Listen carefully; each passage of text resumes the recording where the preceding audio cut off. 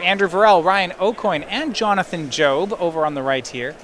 Some pretty stock decks here on their side. 4-color Delver, Hogak, and Orzhov Vampires. Yeah, really just a lot of kind of best deck play, which is not that surprising. Sometimes you just want to lock up those consistent finishes, and in something like a team event where, you know, you don't necessarily need to be swinging for the fences and trying to spike. You just want 2 of your members to win each round. So if everyone has a 65-ish% matchup against the field, then theoretically you're going to be in a great position. So we are calling Lee's deck Charge Tron, because out of respect for the charge counters. Now, it's not a deck with removal for the cards that Hogak makes. It looks like Ensnaring Bridge, 3 Ensnaring Bridge, and 4 Blast Zone are going to be his ways of dealing with the board. Luckily, those are both pretty good. Ensnaring Bridge itself also being a fantastic way to kind of just invalidate a ton of creatures at one time. So if you're sitting on Ryan's side, your opponent starts on an Urza's Power Plant, but then makes Mishra's Bauble. There's nothing really that plays both those cards, is there? Well, outside I of this. have good word that Chargetron may be playing those cards. So one of the things that cards like Mishra's Bauble make the deck great at is playing turn 1 Chalice of the Void for 1. You just play a higher number of 0-mana artifacts in order to try and enable all of your synergies. Just kind of naturally, you can play Astral Cornucopia and Everflowing Chalice on 0, and that makes your Mox Opals basically the best Mox Opals in the format. So at that point, playing Bauble is pretty close to free. So our first card we're going to have to read here is Surge Note. This one from New Phyrexia enters the battlefield with 6 charge counters. You can pay a mana to it to move a charge counter from it onto another target artifact. We'll see Lee do this with... He missed a land drop. Oh, wow. Okay, Astral Cornucopia, Chalice of the Void, and Everflowing Chalice. But you're right, there is a missed land drop for Lee. Makes you wonder what he has in hand that would want to make him want to keep a 1-lander. Well, if he has a lot of ways to charge up cards like Astral Cornucopia, Everflowing Chalice, all of those, then he's incentivized to keep these hands, just since it feels like he's a land away from really kind of breaking the game open. So we see here Everflowing Chalice, no multi-kicker paid. Now Lee can spend a mana to move a charge counter onto the Chalice. And from there, the Chalice will still be able to tap for a mana, so it's almost like, not quite a 0-mana effect, but it feels like a 0-mana effect. Yeah, it's a land drop at the very least. Right, exactly. It's a tap land, but that's better than none. Now Ryan's start is milled over a few cards. Actually, for a Hogak draw, this on turn 2... Actually, Raja, on turn 3, just having 2 Bloodghast and a Gravecrawler seems underwhelming. Right, and here we see him actually flip a Hogak over on his upkeep, which is going to be a pretty big swing, because if you're on Ryan's side of the table, you kind of know something strange is happening. Yeah. Whenever you see cards you don't really recognize that are super synergistic, it's generally going to be kind of in the back of your head that something is going on. Right, so I think on Ryan's side, it's I don't really know what's happening. I'm just going to attack him as fast as I can, and hopefully it doesn't matter. Right, it doesn't matter how cool your opponent's synergies are if they have 0 life. See the strategy here. Good rule of thumb. We'll make the 0-mana 8/8. It's probably still good here. Excellent. Excellent. Strong start. Good at attacking. Love attacking with an 8/8. Swings for 2, lead down to 16. Now, right now, Ryan only has 14 damage on the board. And looks like he doesn't have a way to deal those last 2 next turn. All right, well, this is kind of a window for Lee to try and find that Ensnaring Bridge or a way to put it onto the battlefield. But he will need to empty his hand in the meantime. Mox Opal, so he has Metalcraft. That one's free. So we see Chalice of the Void in hand. So Surge Node going to put another counter on the Everflowing Chalice, so that is mana neutral. Okay. Still could have 3 mana. Makes 2 colorless. That is for Core Tapper. Core Tapper, a 1/1 for 2.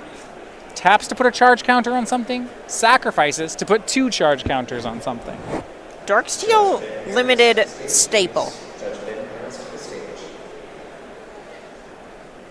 I don't even know if it was that good in Darksteel. It wasn't. Limited. No, absolutely. I think it's bad. That kind of joke is actually the kind of thing where it may be too long ago for it to like not be taken a little bit seriously. You're like, wait, were there a lot of charge counters in that charge set? counters must have been great. Did everyone just have a lightning coils? Or was it lightning coil? singular. I think it was coils. I think it's coils. That sounds wrong, but I think it's right. Swing for 14, Lee down to 2, but he's going to get another turn. One more chance at an ensnaring bridge. Well, he is going to have to empty all of the cards out of his hand as well. Well, it's possible he can do that right when Core Tapper can tap and sacrifice to put 3 counters on the Chalice. That means he'll have a ton of mana. Yeah, that card is pretty close to just a Black Lotus this turn. Doesn't have it. I don't think he has the bridge. He'll pick up the cards. Nope, but he did. It looked like he had a Karn the Great Creator and the ability to cast it, but without hitting a land or some way to empty his hand from there. That's it. It really depends. So, game 1 goes to Ryan AuCoin. He has seen most of the weirdo cards out of his opponent's deck. Now the question is, can he put it together and figure out what the play is?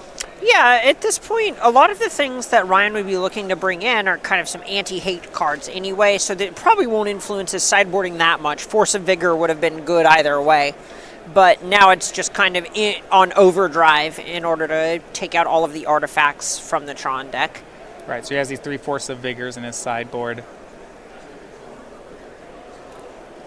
And we'll look at the sideboards more from then. Now, one of the spots here on the SCG Tour is Karnak's chairs, the gamer chairs. Karnak's, we've got your back. You can get these chairs that you see on the SCG Tour, but you can get 10% off at checkout with karnaks.com/SCG. Make sure you use the reference code. We're at Karnak's.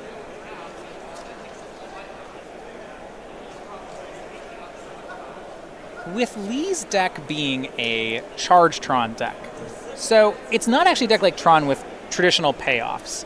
You know, it almost feels like it really reminds me of a Legacy Ancient Tomb Prison deck, a stompy deck kind of. Right. Because of that, I don't know if Ryan cards like Thoughtseize out of Ryan actually are good here. So a lot of what Lee is trying to do is kind of capitalize on the same things that Eldrazi Tron is capitalizing on. Okay. Where you're playing this slower, sort of colorless, almost control deck, but not quite. But rather than having the beatdown aspect, it is just taking on that prison role you mentioned before, trying to use Mystic Forge and Karn the Great Creator, just go way over the top of other people. But ultimately it is relying on something like Chalice of the Void, buying it a ton of time, invalidating a bunch of cards out of this Hogak deck. So we do look at the sideboards. For Ryan AuCoin, pretty stock sideboard. The Ley Lines, Force of Vigors, Thoughtseize, Assassin's Trophy, Plague Engineer. And we'll get it back on there in a sec. Last one is Collective Brutality. There we go. The big thing that we're going to be seeing out of Ryan's sideboard here are just those Force of Vigors and Assassin's Trophies. So what do you Force of Vigor? What are the key pieces of Charge Tron? So Chalice of the Void is one of the horrifying cards. And then whatever card that Lee is putting charge counters on, be it an Ever-Flowing Chalice, Astral Cornucopia, etc., those are things you're going to want to go after. Taking a look over at Lee's sideboard, we don't see any copies of Leyline of the Void, but you know Ryan's going to be wanting to bring in these shatter effects anyway. Yeah, I know you've been playing some Hogak. The metagame's almost at a point where do you board in Force of Vigor every matchup? Okay, just every deck might be a leylining you? Yeah, so you aren't really playing a traditional card advantage game whenever you're playing this Hogak deck. So a lot of times with something like Faithless Looting in your deck, even if you have a dead Force of Vigor in your hand as you get to the mid and late phases of the game, you can still kind of afford to just have these cards that you can pitch to Faithless Looting, but also are the only way to save you in a game where they might have a Leyline of the Void or a Rest in Peace or what have you. Lee's sideboard, a lot of targets for Karn the Great Creator, which you'd expect out of a colorless deck. And that makes sense. This deck is going to be better at filtering towards its Karn the Great Creators than some of the other colorless decks just because of cards like Mystic Forge being available. This is very much a Karn the Great Creator deck that is trying to capitalize on the power of the new Planeswalker.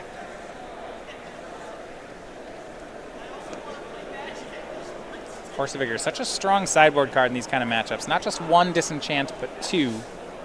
Yeah, that's one of the things that's kind of wild, is normally these free spells that you have to discard a card in order to cast, they're going to be card disadvantage. Right, they don't gain the card back. Right, so Force of Will in Legacy, for example, is something where it stinks because you're 2-for-1ing yourself, but whatever you're countering is usually going to be worth more than 2 cards, so it's fine.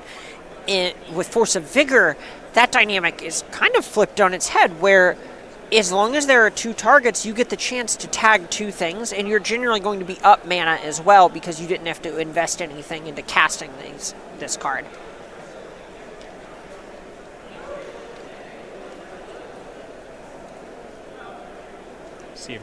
Interested here to see if Charge Tron can put together its game plan for Game 2.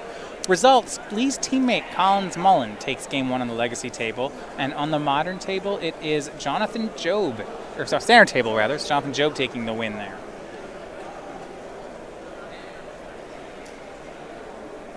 Unsurprising to see the deck able to take Game 1 there, but things are going to get a little bit hairier for the Vampires deck post-sideboard when it's a little more difficult to go wide and when Jeremy knows what his important cards in the matchup are going to be. Both players here on 7 for game number 2. Lee had a Chalice of the Void in his hand, but no way to get it on the table on turn 1. So Joe will be able to sneak something down here. We'll see what it is. Looks like it is Stitcher Supplier. As long as there's some way to get the Chalice into play on turn 2, then it's hard to feel good or able to justify throwing the hand back if you're on Lee's side of the battlefield. 2 baubles and the draw for turn. 3 cards into the hand for Lee. Second Tron piece. Here it comes.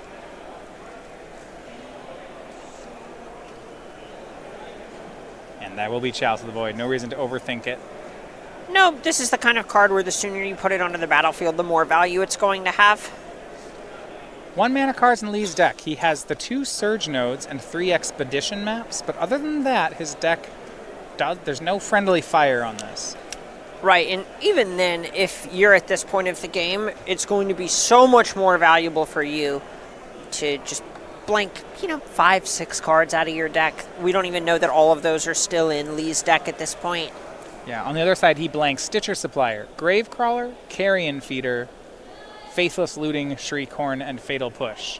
No, Fatal Push probably not in the deck anymore. Correct, and it also has the ability to blank something like Thoughtseize. So Satyr Wayfinder putting 2 Vengevines in the graveyard. And even if creature spells don't resolve with a Chalice on the battlefield, those Vengevines will still come back if Ryan's able to cast 2 spells. Creature spells, that is. I guess fortunately for Lee, Ryan did not find a Hogak there, so it's just an attack for 1. Gotta count your blessings where you can. Back to Lee we go. Missed land drop, Everflowing Chalice. That's his whole turn. It's gotta feel rough having that many redraws and still kind of bricking on land here. Yeah, and this is where something like Force of Vigor would be really backbreaking. Oof. Yeah, because against Lee's deck, these mana rocks are effectively lands. See Blooming Marsh from Ryan. Still plenty of cards in hand. Just an attack. Yeah, that is not a show of strength at all. I would want to, I was hoping to see something to get the Vengevines back, maybe try to mill into Hogak, but they just played the land and passed turn is really showing that his hand needs help. It's true. On the other side of things, there is a point where it does kind of feel like Lee's hanging by a thread at this point, because there are some cards that, Ryan has to have cards in his hand, right? He kept the hand. So maybe he just has a bunch of Faithless Lootings, but that's kind of unlikely. That said, Lee did draw a 3rd land, and it was not just any 3rd land, it was his missing Tron piece. The 3rd land. Yeah, it is. So we'll go to Mystic Forge. Top card, looks like Lee can't cast it.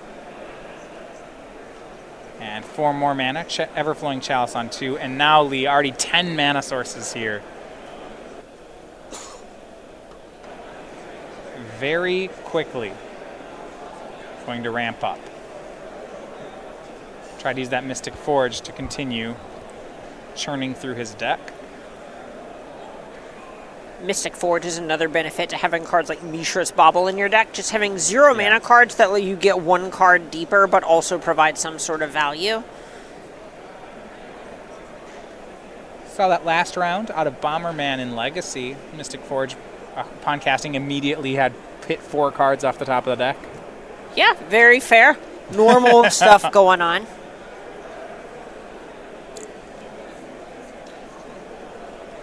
And another swing for 2 from Ryan.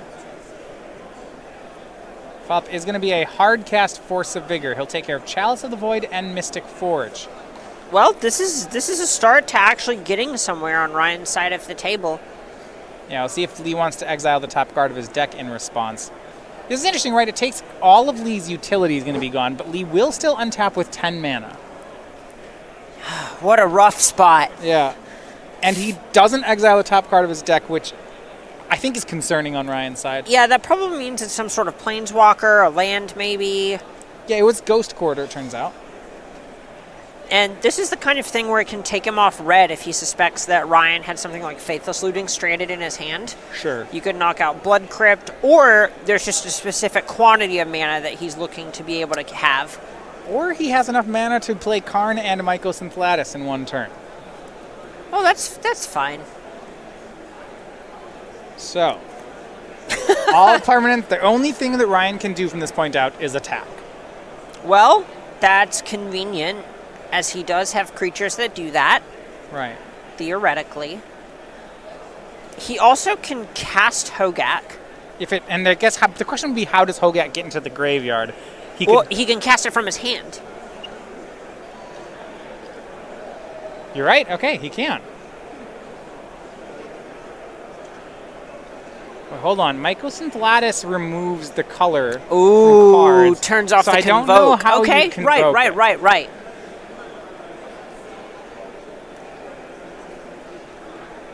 Okay. Beat down. Okay, so we're plussing Mycosynthelatus as a 6/6 going to get in there.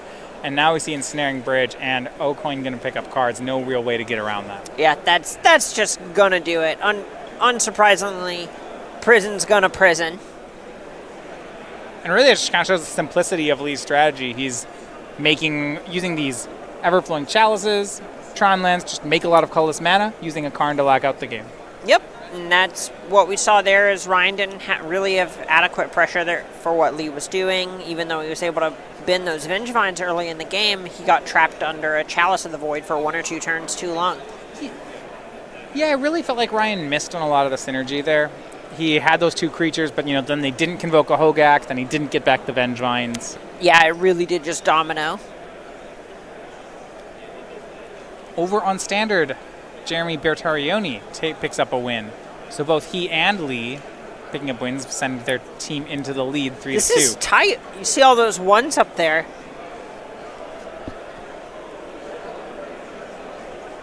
So they'll get ready for Game 3. If you want to read about decks like Charge Tron, and I suppose some people write about Hogak as well, you can find out about it on the Star City Games newsletter.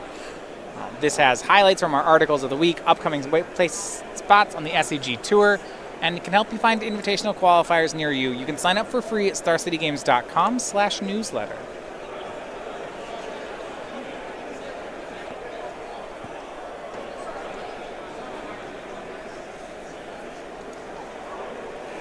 So one of the things that's going to change with Ryan being on the play is Chalice of the Void is going to get worse. Lee is going to need to either have one of his fast Chalice draws that a Mox Opal fuels, or he's going to need to rely on it a little bit less, because a turn 2 Chalice of the Void on 1 on the draw is probably just not going to be good enough a lot of the time. Let's go back to that last game and imagine if Ryan had been able to just resolve, say, another Stitcher Supplier or another Faithless Looting. Something to that effect. It could have completely changed the texture of that game. So outside of Mox Opal, there's no way for Lee to get a turn 1 Chalice in this deck. Right, that's correct. So with that in mind, does he take Chalices out, or still too big of a game plan? Probably too big to completely take out, because there is the idea where Ryan can also just mulligan and have to keep a kind of shakier hand in hopes that, let's say his 7 doesn't have a Force of Vigor, and he wants to have an answer to get out from under a Chalice, or if he thinks that Lee has something like Leyline in his deck, wants to have a way out. Right. He mulligans, 6 doesn't have it either, is maybe non-functional, goes down to 5, keeps anything that functions at that point. Chalice is going to be great in those games. And there also just aren't that many cards that Lee is trying to bring in out of his sideboard, because he has so much real estate being eaten up by these Karn the Great Creator slots. Yeah, there's actually just not that much he can sideboard in. Thought Not Seer and Karn Sign of Urza are the actual cards in his sideboard.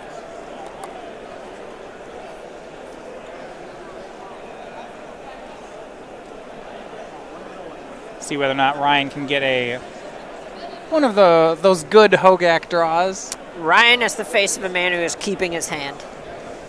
Well, things could be interesting. That is not the Yeah, bout look to at Mulligan glare. look at that. Did you see that? Smirk. Oh yeah, no. that was look Lee in the eyes, smirk with the he doesn't know what's coming. This deck's real good, sort of smirk. Oh yeah, the whole oh my god, I can't believe I tricked them into letting me play a legacy deck in Modern. Turn 1 Thoughtseize from Ryan. Looks like he has brought those in out of the sideboard. And this is a card that is so much better on the play than it is on the draw for exactly the reason of that Chalice dynamic we were talking about before. See Mox Opal, Walking Ballista, Core Tapper, and Ensnaring Bridge. And this is a hand that Ryan is going to have a lot of time to set up shop against. Yeah, you basically are going to be looking at taking something like the Ensnaring Bridge here, and then you just kind of get to do whatever you want. Do you think there's any merit to taking the Mox Opal?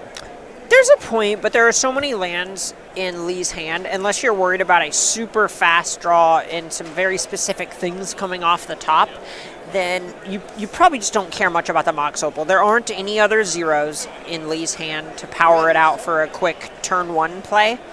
So this isn't the hand where that's what you're looking to fight. Don't overthink it. And he doesn't. Takes Ensnaring Bridge. Oh, was that another one off the top? Didn't get a good look at it. I suppose we'll see. That looks like a brown border card. So looking at the deck list. Yeah, that's probably an Ensnaring Bridge. I don't think there's anything else here it can be. Lee does not strike me as the person who would make build a bridge that you have to protect.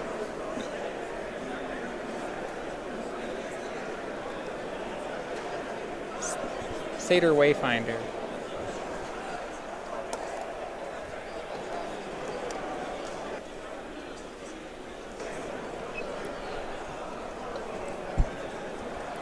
Walking Ballista on 1 for Lee.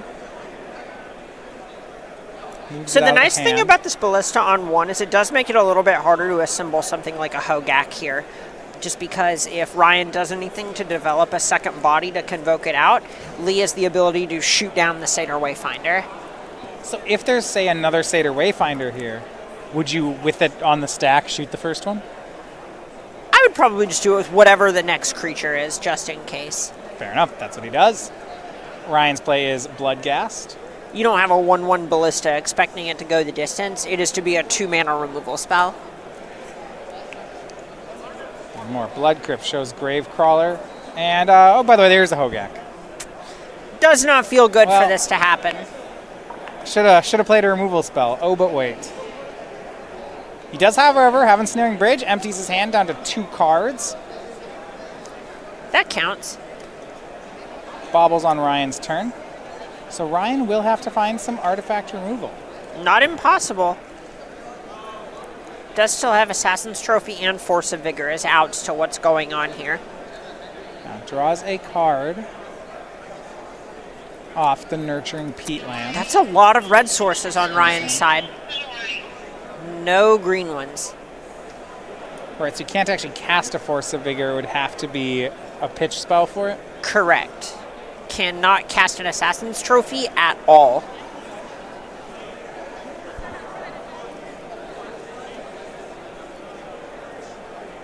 Core Tapper from Lee. Right now, Lee just trying to make sure he gets cards out of his hand. Just play a card a turn. You've got some time. Good news for Lee. Teammate Collins Mullen, a 2-0 winner with Rakdos Reanimator over on the Legacy table. This means that Ryan and Job are backs against the wall. Neither of them can lose from here. Ryan needs to pick up the win with Hogak here. And, he's not that far away from it. Lee needs to be able to just play more cards and empty his hand from here. Yeah, despite Ensnaring Bridge in play, Ryan's done a lot of damage. Now we'll see Mystic Forge. It's going to pay a life, Lee down to 10 to exile the top card, trying to churn through it. Exiles Karn the Great Creator. Couldn't cast that. I guess he could cast it, but that's not really the point right now. Yeah, likely looking for something to pair with this Core Tapper for now. Now, how do you feel about this Welding Jar from Lee protects Ensnaring Bridge? Okay, that's something. He's just slowly trying to build a house of cards here that Ryan can't break through. The nice thing about Welding Jar is it also ensures that Force of Vigor will never kill more than one card. Right. Chalice of the Void. And he still only has 2 cards in hand, so there's one more turn that Ryan can do some attacking. Core Tapper able to put a counter on this Chalice of the Void. Right, it can tap to do that. Now, it would be removing a blocker, and you see Lee hesitating. Yeah, it may depend on what the top card of the library is here. If it's a 0 casting cost card that Lee wants to resolve, he may just feel priced into this sort of play. So Core Tapper charges the Chalice of the Void up to 1. Okay, and this makes it so Ryan can't use something like Faithless Looting to dig closer to outs to Ensnaring Bridge.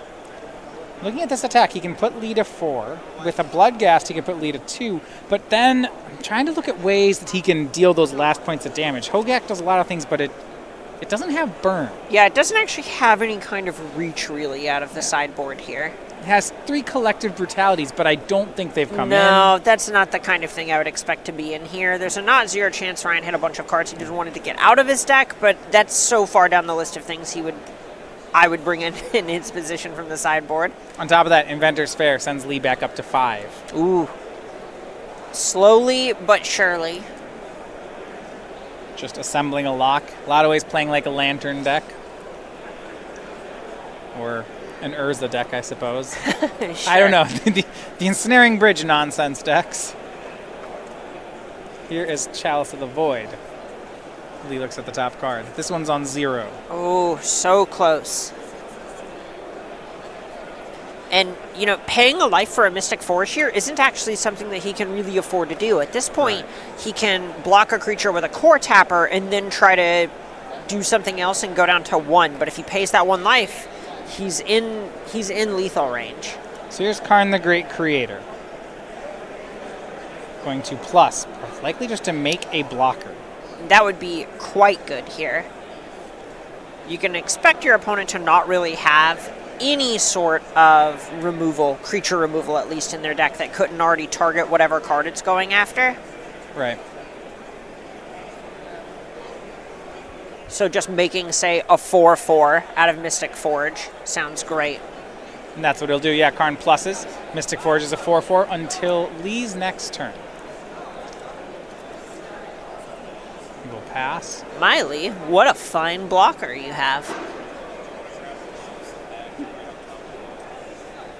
Now Ryan is running out of time. Ooh, there's a point where Lee can look into using Core Tapper to charge this Chalice that is currently on 1 up to 2. Take care of Assassin's Trophy. Right. Or if he wanted to put it in front of a blocker, he could then sacrifice Core Tapper to put 2 counters on the other Chalice of the Void, again, to try and knock out Assassin's Trophy as an out. Swing in. Makes sense. You're not winning this game by blocking. So a block on the Gravecrawler. That one can't come back just yet. We'll see whether Core Tapper wants to stand in front of Bloodghast. It looks like it does not. So we're going to go down to 1. Yeah, there's not really a huge difference between 1 and 3 at this point. If you're assuming that this Core Tapper is going to have the option to block anyway.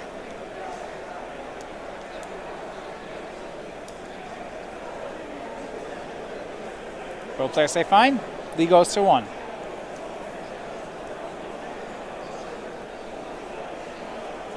Ryan, some number of Vengevines in hand. I believe might have picked up Force of Vigor that turn. He'll pass. 1 of a card in hand is a Bloodstained Mire. And Lee up to 2 on upkeep.